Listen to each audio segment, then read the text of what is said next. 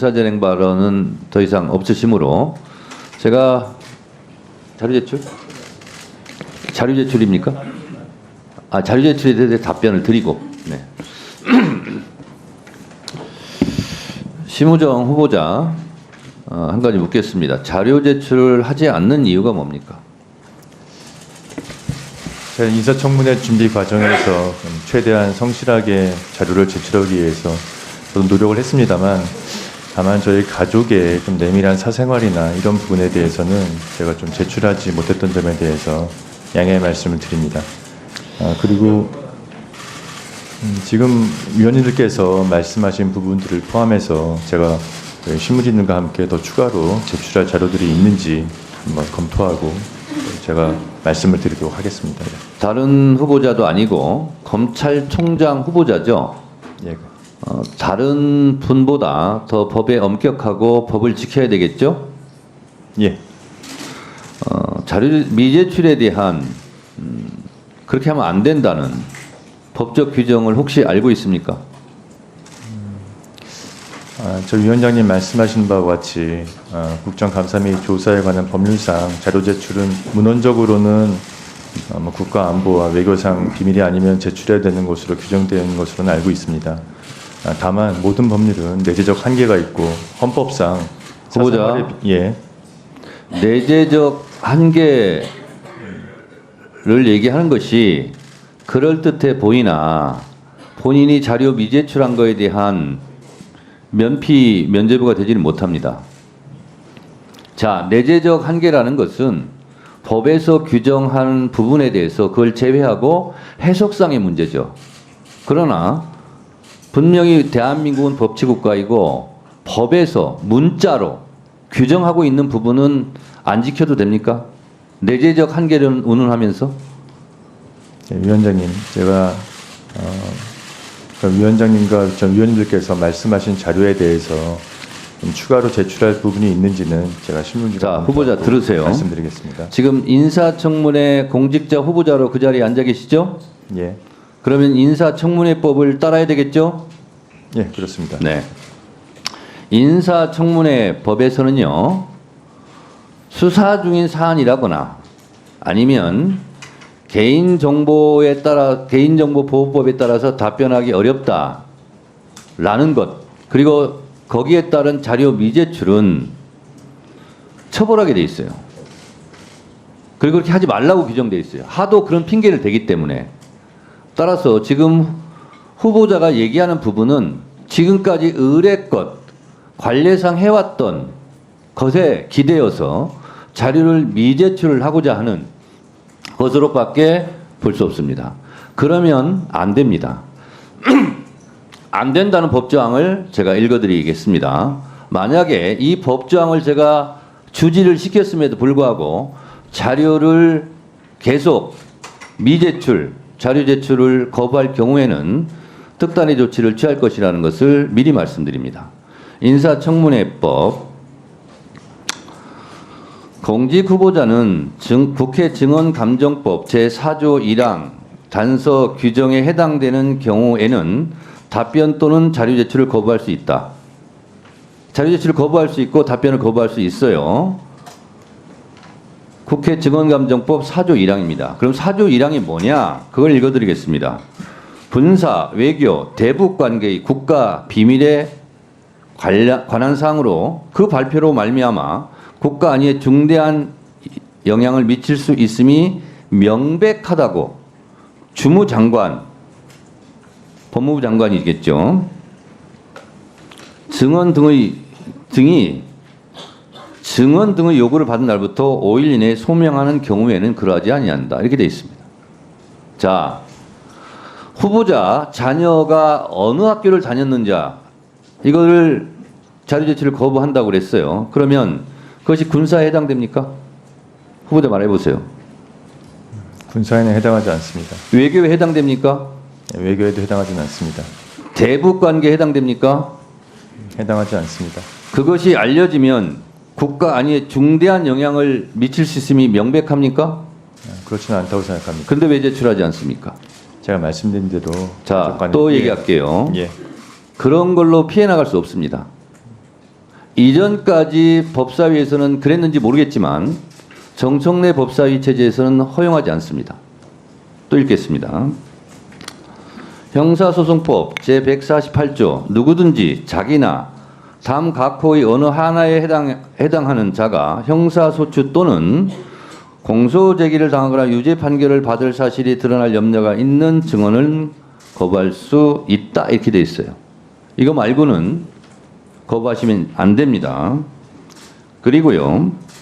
형사소송법 149조는 직업상 다른 사람의 비밀을 알았는데 그것을 공개할 경우 타인에게 피해가 줄 경우는 증언이나 자료 제출을 거부할 수 있겠죠. 그럼에도 불구하고 단서조항 본인의 승낙이 있거나 중대한 공익상 필요가 있을 때는 예외로 한다 이렇게 돼 있어요. 그래서 제가 이걸 읽어드린 취지는 지금 후보자가 얘기하는 뭐 사생활, 개인정보 보호, 뭐 수사상 기밀이기 때문에 하는 것은 인사청문회법이나 증언감정법에 규정하고 있지 않아요. 그래서 지금까지 22대 국회 법사위에 진행된 청문회 등등에서 수사상 말씀드리기 곤란합니다. 말은 허용하지 않았어요. 마찬가지로 자료 제출도 사생활, 개인정보 보호 그것이 이 법에 의해서 보호받지 못하고 있어요. 자료 제출하시겠습니까? 제가 실무진과 함께 제출할 수 있는 자료들을 검토해서 말씀드리겠습니다. 자, 저희는 청문회를 해야 되고 자료 제출을 하지 않았기 때문에 청문회를 제대로 진행할 수가 없는 거예요. 그래서 이 부분은 양당 간사 간 지금 협의를 해 주시기 바랍니다.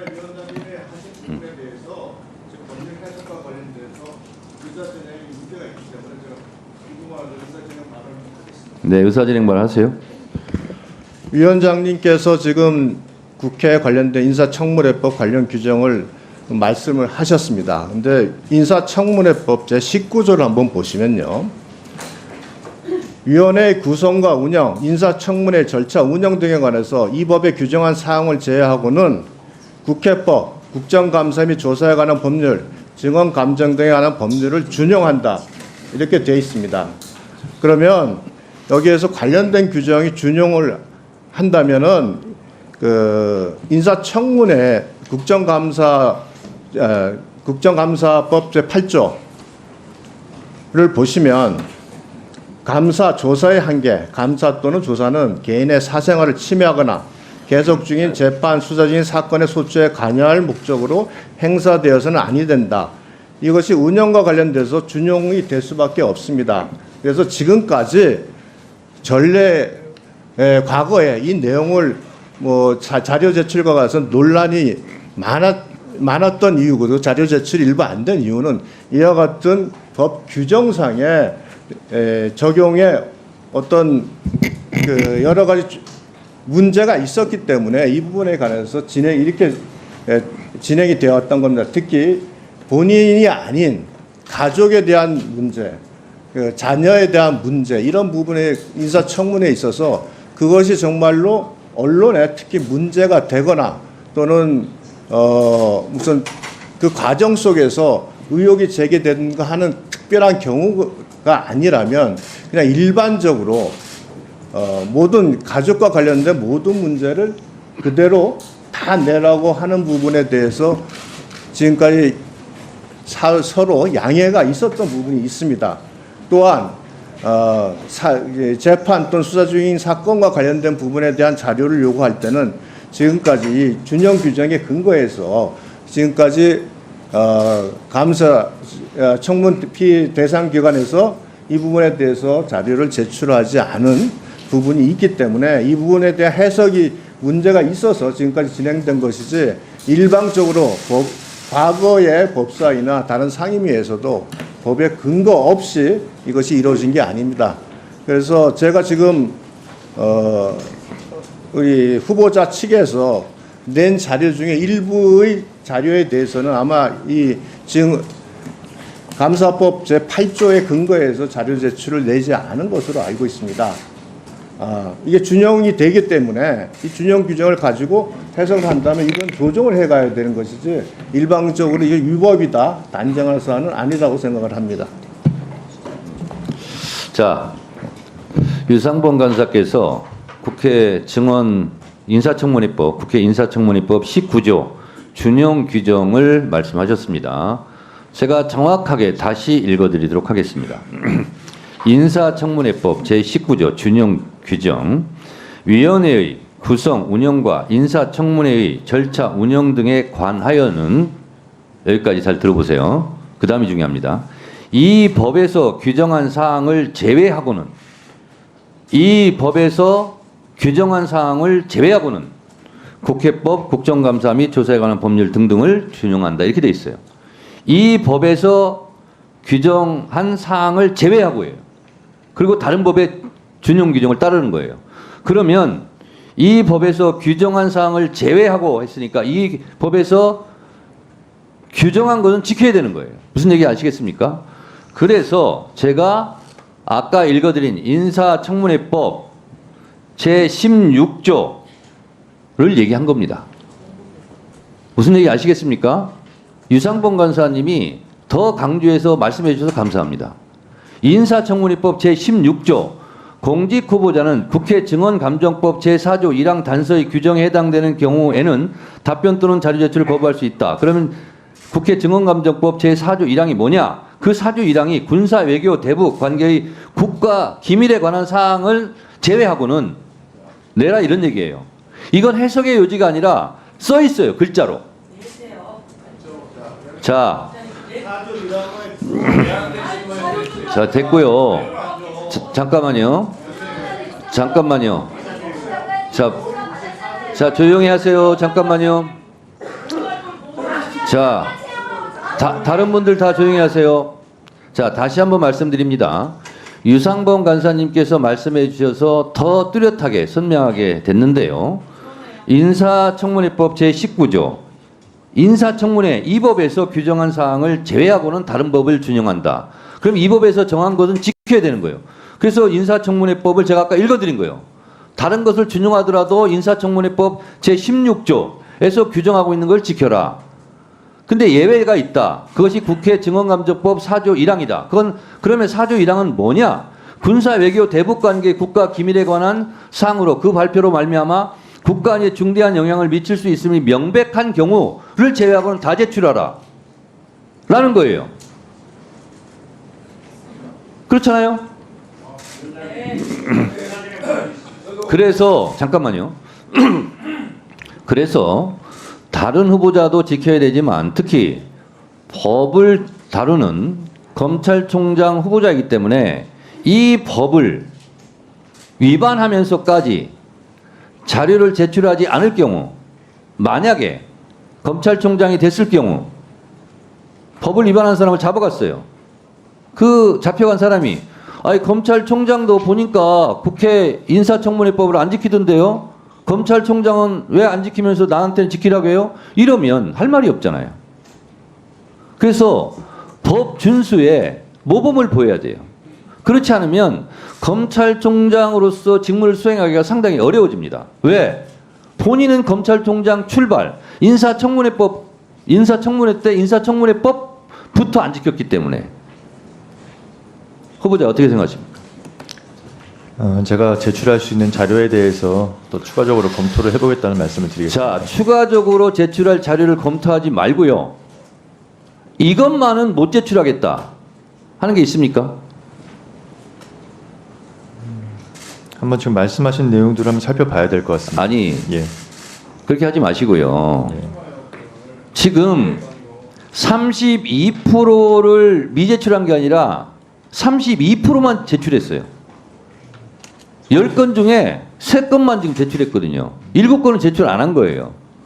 그러면서 무슨 인사검증을 철저히 해주시고 존경하는 정청래 위원장님께 감사드리고 철저하게 물어주시고 성실하게 답변하고 그런 인사말을 어떻게 할 수 있어요? 위원장님, 제가 32%만 제출한 게 아니고 제가 한번 확인을 해봤더니 자, 그래서 양 간사간 지금 협의를 해주시고 자료를 이렇게 미제출을 70% 정도를 미제출한 했을 때 우리 인사청문위원들이 어떻게 청문회를 하겠습니까? 청문회를 하기가 어렵습니다.